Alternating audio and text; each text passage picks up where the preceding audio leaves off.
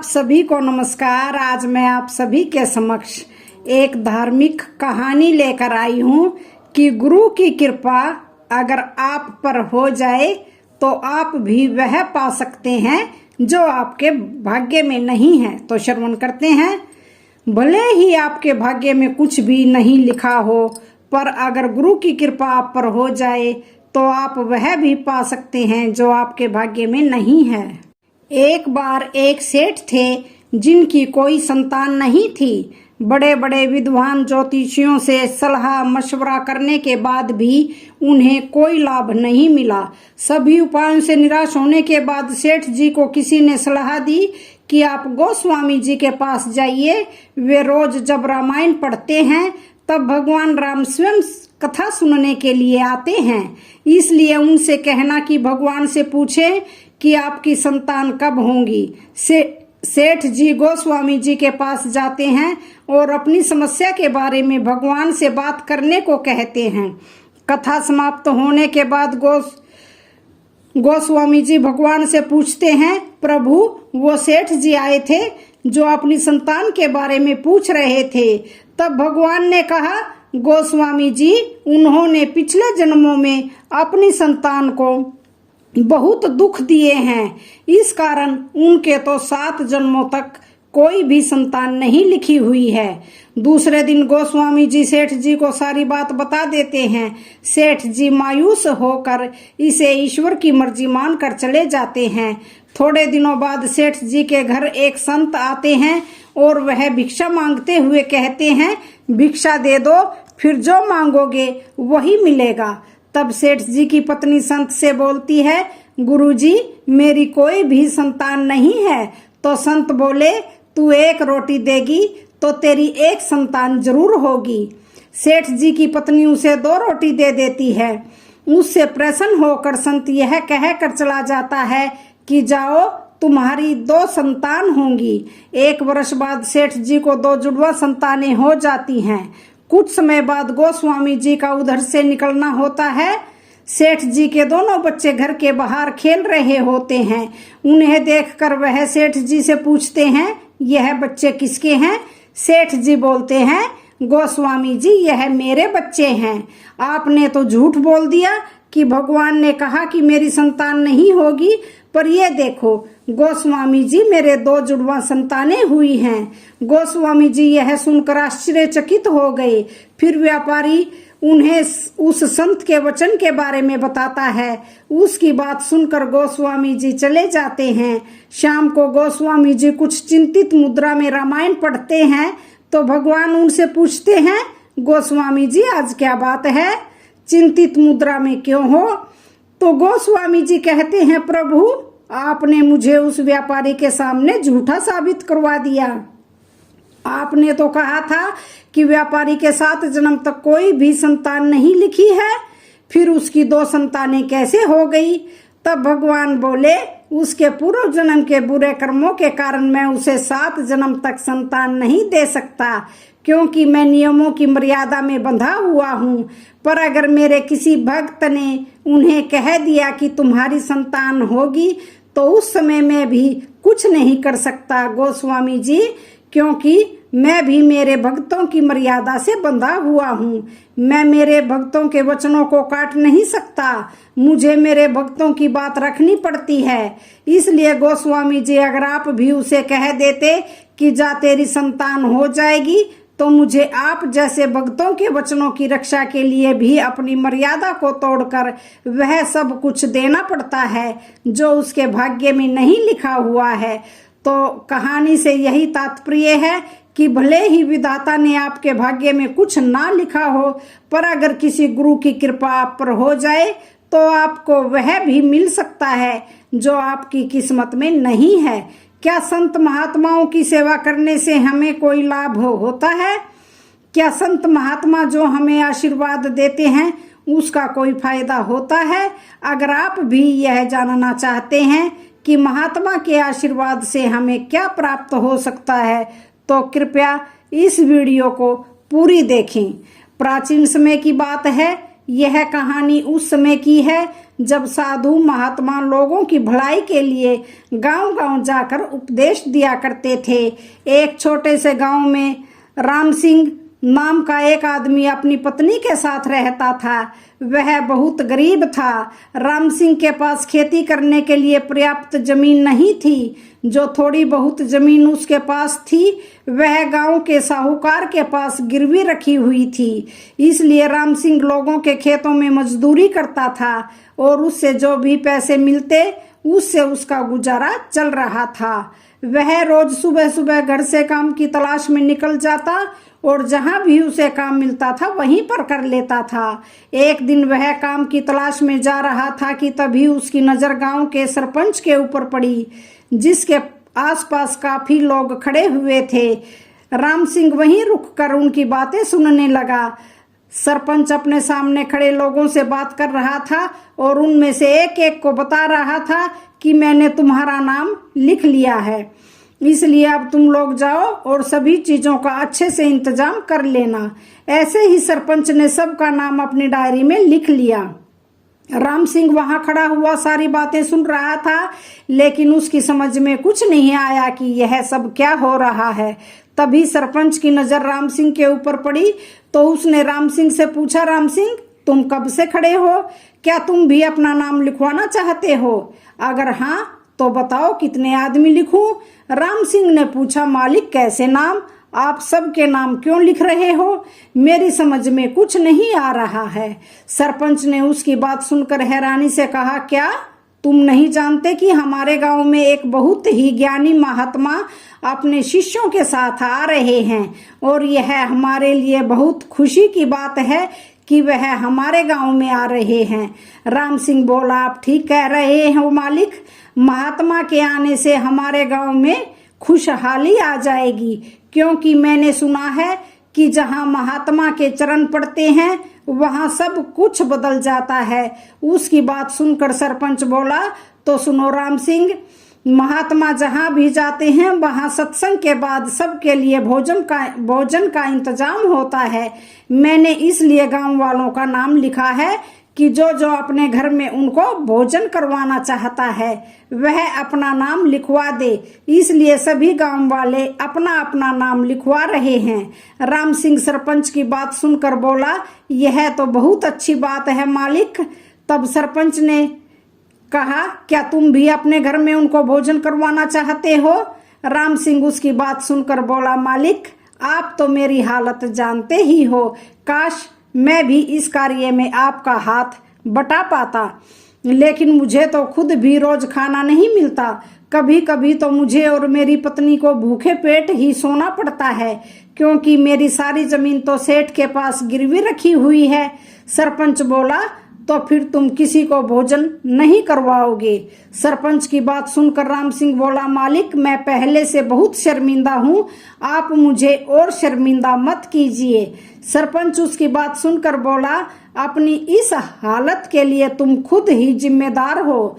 राम सिंह हैरानी से बोला, मैं खुद जिम्मेदार कैसे हूँ मालिक? तब सरपंच ने कहा, जो मनुष्य केवल अपने बारे में ही सोचता है और अपने कार्य करता रहता है वह कभी सुखी नहीं रहता। और वैसे तो मनुष्य जन्म से ही स्वार्थी होता है, लेकिन वह कभी कभी किसी की भलाई का काम भी करता है। और एक तुम हो जो कभी किसी का अच्छा नहीं करते। राम सिंह सरपंच की बात सुनकर बोला, मालिक आप सही बोल रहे हो। आजकल मैं अपने बारे में ही सोचता रहता हूँ और मुझे लगता है यही मेरी गरीबी का सबसे बड़ा कारण है। फिर राम सिंह बोला, मालिक मैं पूरी संगत को खाना नहीं खिला सकता, लेकिन फिर भी मेरा नाम लिख लीजिए। मैं सिर्फ एक ही अतिथि को खाना खिला सकता हूँ। राम सिंह सरपंच को एक आदमी के खाने का लिखवा कर चला गया। घर पहुंचकर उसने अपनी पत्नी से कहा, क्या तुम्हें पता है कल हमारे गांव में एक बहुत ही बड़े महात्मा अपने शिष्यों के साथ आ रहे हैं। गांव के सभी लोग उनको भोजन करवाएंगे। मैंने भी एक व्यक्ति को खाना खिलाने के लिए सरपंच के पास अपना नाम लिखवा दिया है। उसकी पत्नी यह बात सुनकर बोली, यह तो आपने बहुत अच्छा किया। संत महात्माओं को भोजन कराना तो पुण्य का काम है। तब वह कुछ सोच कर बोली, लेकिन हमारे घर में तो अन्न का एक दाना भी नहीं है। दया सिंह उसकी बात सुनकर बोला, क्या एक दिन हम भूखे नहीं रह सकते? कल जो भी मजदूरी मुझे मिलेगी उससे हम अतिथि को खाना खिला देंगे। यह सुनकर उसकी पत्नी बोली, कल मैं भी कोई ना कोई काम कर लूंगी ताकि अतिथि को अच्छे से अच्छा खाना खिला सके। हमारी गरीबी तो रोज की है, लेकिन कभी तो कोई अच्छा काम किया जाए। पत्नी की बात सुनकर राम सिंह बहुत खुश हुआ और फिर राम सिंह काम की तलाश में अपने घर से बाहर निकल गया। राम सिंह मन ही मन परमात्मा से प्रार्थना कर रहा था कि आज कोई अच्छा सा काम मिल जाए जिससे हम अतिथि को अच्छे से खाना खिला सकें। चलते चलते राम सिंह एक सेठ के दरवाजे के पास से गुजर रहा था। तभी उसे एक आवाज सुनाई दी, अरे भैया जरा रुको। राम सिंह उसकी आवाज सुनकर रुक गया और उनसे पूछा, कहिए सेठ जी।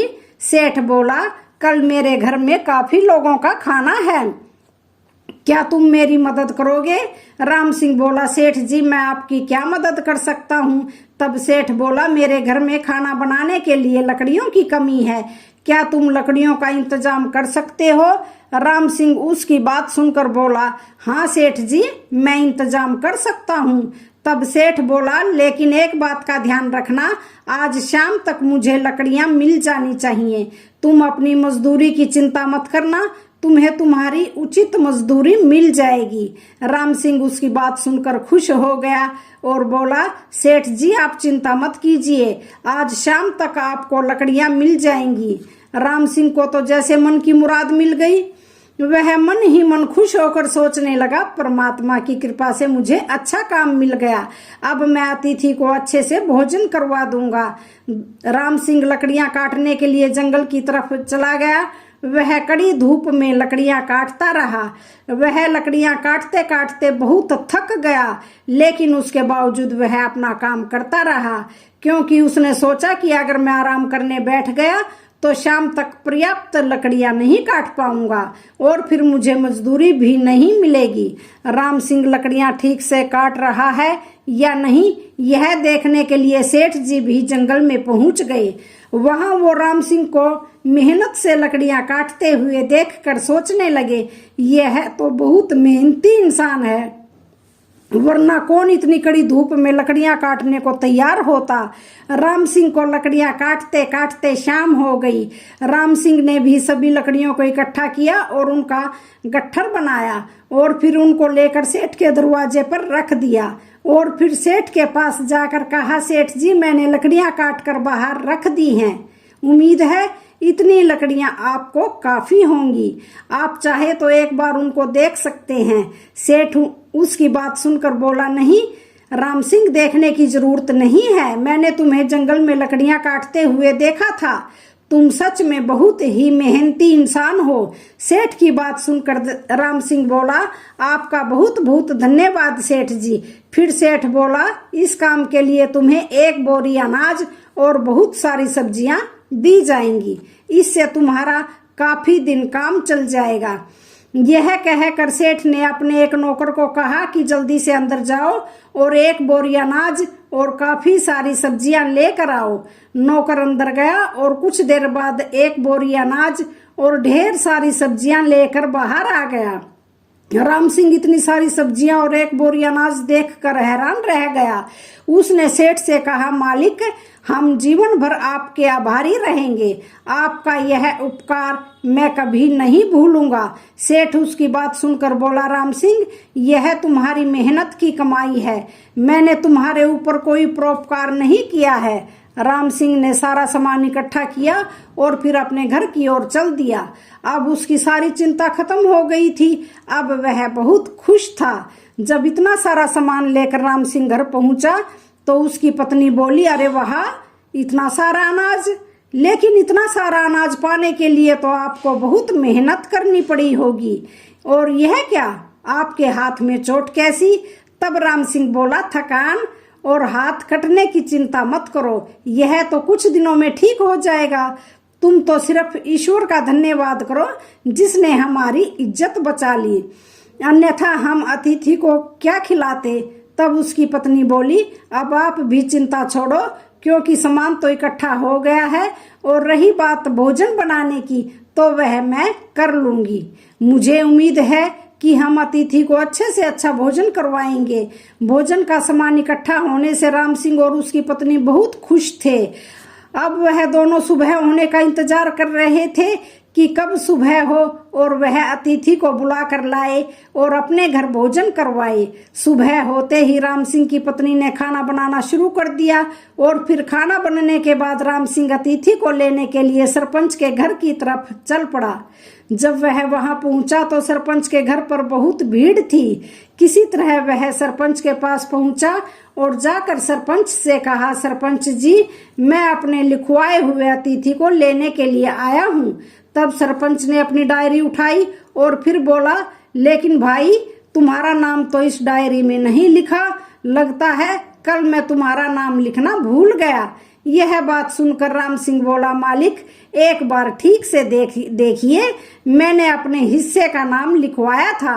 सरपंच बोला, मैंने ठीक से देख लिया है, तुम्हारा नाम कहीं भी नहीं लिखा है।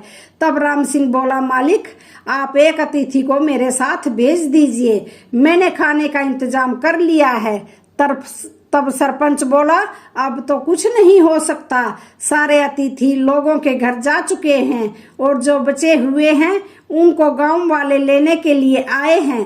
तब राम सिंह बोला, अब मैं क्या करूं, मैं बहुत उम्मीद से आया हूं।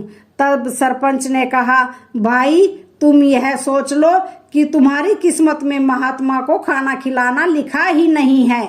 यह बात सुनकर राम सिंह बहुत दुखी हुआ और मायूस मन से घर की तरफ चल दिया।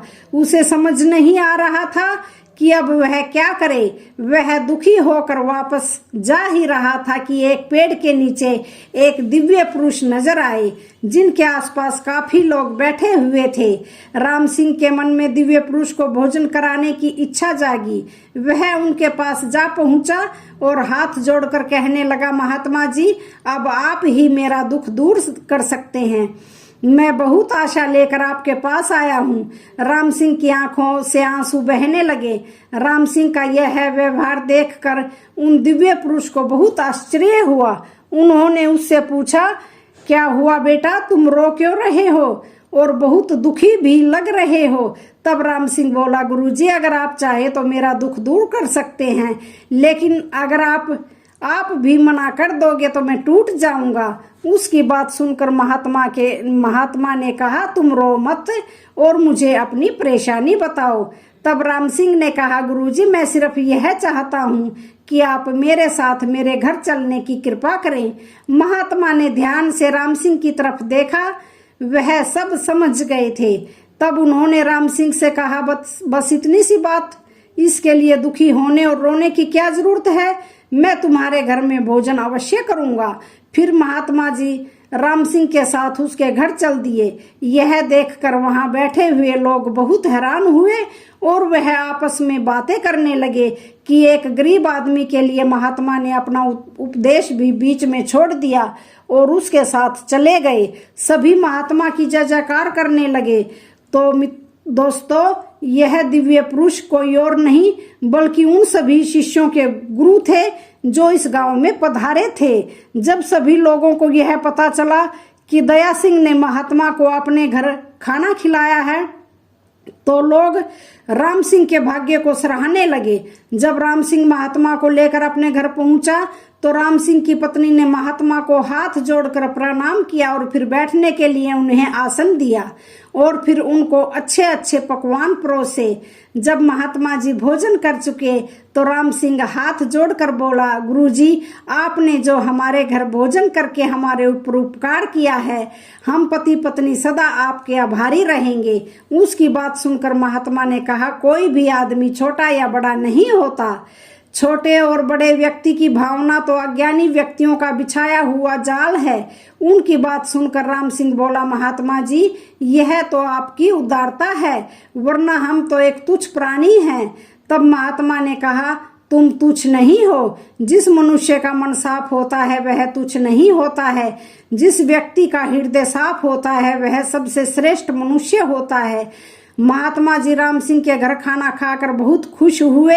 राम सिंह और उसकी पत्नी को आशीर्वाद देकर महात्मा जी वहां से चले गए।